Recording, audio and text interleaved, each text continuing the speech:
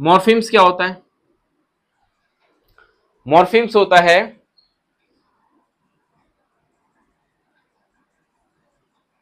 Smallest meaningful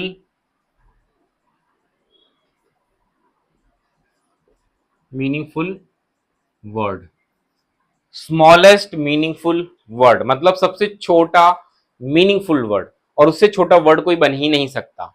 मतलब वो word unbreakable होता है, अगर आप उस वर्ड को और ब्रेक कर देंगे तो फिर उसका मीनिंग बदल जाएगा। ठीक है, जैसे कि कोई हम वर्ड ले लेते हैं।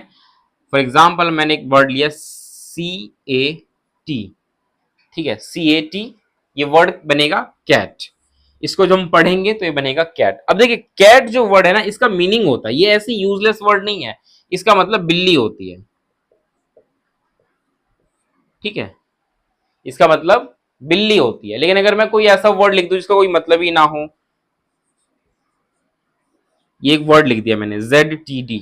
अब ये कोई वर्ड थोड़ी है, 3 लेटर इसमें भी है, 3 लेटर इसमें भी है। इस लेटर का एक कुछ मतलब बन रहा है बिल्ली, इसका क्या मतलब बन रहा है? इसका कुछ मतलब नहीं बन रहा, ये मीनिंगलेस वर्ड है। तो ये मीनिंगलेस वर्ड है, इसका कोई यूज नहीं है हमारी हमारे भाषा को सीखने में। अगर हमें भाषा को सीखना तो हमें मीनिंगफुल वर्ड को सीखने की जरूरत है, ना कि मीनिंगलेस वर्ड को। तो ध्यान रखिएगा, जो स्मॉलेस्ट मीनिंगफुल वर्ड होता है उसी को हम मॉर्फेम्स कहते हैं। ठीक है, आई होप आप समझ पा रहे होंगे। तो बच्चा शुरू में जब लैंग्वेज सीखता है तो फोनिम से शुरुआत होती है। आप भी जब बच्चों को पढ़ाएंगे, कोई भी भाषा पढ़ाएंगे, हिंदी पढ़ाएंगे, इंग्लिश पढ़ाएंगे, तो शुरुआत फोनिम से ही होगी। आप पहले बच्चों को फोनिम साउंड सिखाएंगे, भाई फोनिम साउंड्स होते हैं वो क्या होते हैं, कौन सा लेटर किस फोनिम साउंड को रिप्रेजेंट करता है ये बताएंगे।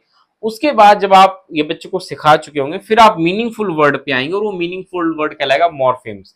कि बच्चों को अब मीनिंगफुल वर्ड सिखाने हैं। ठीक है, तो आप देखिए बहुत सारे cat, bat, bad, sat, mat, ये सारे जो होते हैं मीनिंगफुल वर्ड होते हैं जो बच्चों को हम सिखाते हैं। तो मॉर्फेम्स का बेसिक मतलब होता है मीनिंगफुल वर्ड।